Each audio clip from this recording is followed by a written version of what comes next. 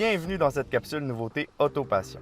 Aujourd'hui, on vous parle de ce qui est probablement l'un des véhicules les plus sous-estimés chez Kia, le Niro, dont la deuxième génération vient tout juste de nous être présentée. Alors sans plus tarder, voici 5 choses à savoir sur le tout nouveau Kia Niro 2023. Numéro 1, un look plus épicé. Après notre périple à Manic 5 en plein hiver en Niro EV, où on a parcouru plus de 1800 km en 2 jours, et ce avec une jambe fraîchement cassée en plus, je dois avouer que ce modèle-là a une place spéciale dans mon cœur.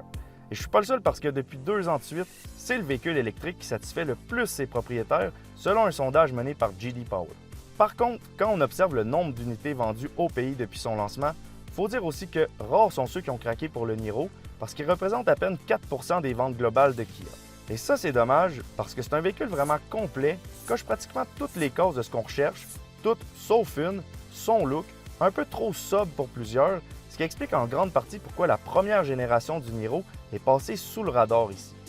Alors, pour que la deuxième génération soit plus populaire que la première, les designers Kia se devaient absolument d'ajouter un peu de piquant à leur recette, et c'est littéralement ce qu'ils ont fait en basant le nouveau Niro sur le concept Habanero, présenté il y a quelques années.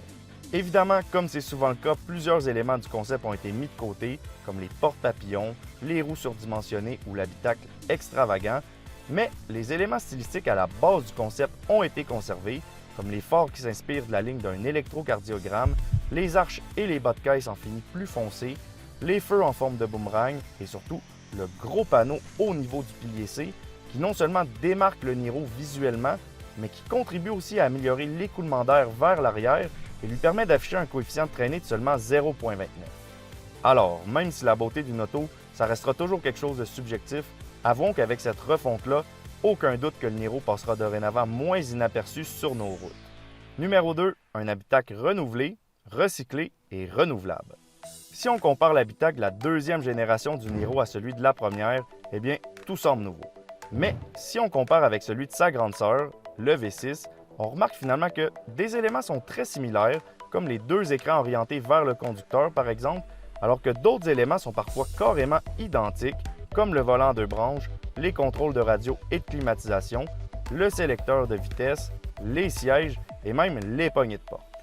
Kia a donc en quelque sorte recyclé l'excellente recette de l'habitacle de l'EV6 pour renouveler celui du Niro, mais notez que cet habitacle-là n'est pas seulement renouvelé, il est aussi renouvelable parce que la tapisserie du toit et la toile du coffre sont à base de matières recyclées, la teinture de certaines surfaces comme l'intérieur des portes est écologique, sans composés organiques volatiles, et même la fibre utilisée dans les sièges est à base d'eucalyptus. Alors, l'habitacle du Niro a été conçu pour être le plus responsable possible au point de vue environnemental, au même titre que ce qui se trouve sous son capot, et c'est ce qui m'amène à passer au 3e point, toujours 3 motorisations au menu. Une des facettes que j'adore du Niro, c'est qu'il répond à chaque style de vie parce qu'il est offert en version hybride rechargeable et en version électrique. Donc, si vous n'êtes pas encore rendu au stade de faire le grand saut vers l'électrique, mais qu'économiser sur l'essence, ça fait partie de vos priorités, les versions hybrides ou hybrides rechargeables pourraient s'avérer des options très intéressantes pour vous. Alors, dans le cas de l'hybride, on parle toujours d'un 4 cylindres de 1,6 litres, jumelé à un moulin électrique de 43 chevaux, bon pour une puissance combinée de 139 chevaux et d'une consommation d'environ 4,4 litres au 100. Pour ce qui est de l'hybride rechargeable, il est aussi muni du 4 cylindres de 1,6 litres, mais cette année, le moteur électrique a gagné en puissance, ce qui fait passer le total combiné à 181 chevaux, soit quand même 41 chevaux de plus par rapport au modèle sortant. Et une autre bonne nouvelle, c'est que la taille de la batterie passe de 8,9 à 11,1 kWh, et donc l'autonomie électrique devrait atteindre les 53 km. Finalement, si vous êtes rendu à faire le saut vers l'électrique et que les temps d'attente ou le prix de l'EV6 sont un peu trop élevés pour vous, le Niro EV est l'alternative parfaite, d'autant plus que cette année, son autonomie passe de 385 à 407 km et le temps de recharge de 10 à 80% sur une borne rapide est réduit de 11 minutes pour s'établir à un peu moins que 3 quarts d'heure. Numéro 4, des détails qui changent la donne. Donc, le Niro a droit cette année à un nouveau look, un nouvel habitacle et est encore plus éco-énergétique, mais il propose aussi des nouveautés intéressantes et même si ça peut sembler être des petits détails pour certains, au quotidien, croyez-moi, c'est le genre de détail qui change la donne et le premier sur ma liste, c'est que le Niro est maintenant basé sur la nouvelle plateforme K3, ce qui allonge l'empattement de quelques centimètres et rend l'habitacle encore plus spacieux.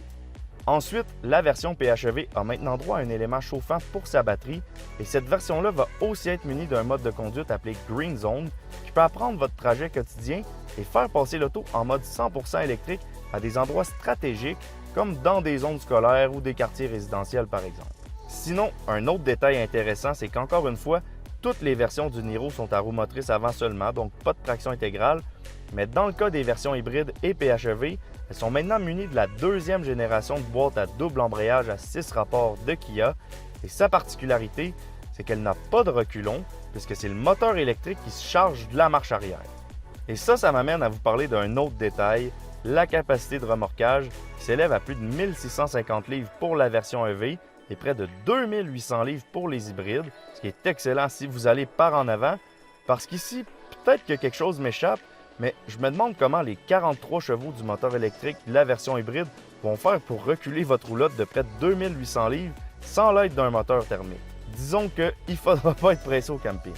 Et finalement, parlant de camping, comme le V6 et la Ioniq 5, le Niro EV va avoir droit au système V2L qui permet d'utiliser la charge de la batterie pour brancher des appareils comme votre machine à café le matin ou votre système de son le soir. Ça a peut-être l'air d'un gadget sur papier, mais comme Hydro-Québec l'a démontré sur Twitter, et je vous invite à peser sur pause ici pour lire leurs réponses, disons que ça peut être pas mal plus pratique qu'on pense, surtout pendant les pannes de courant.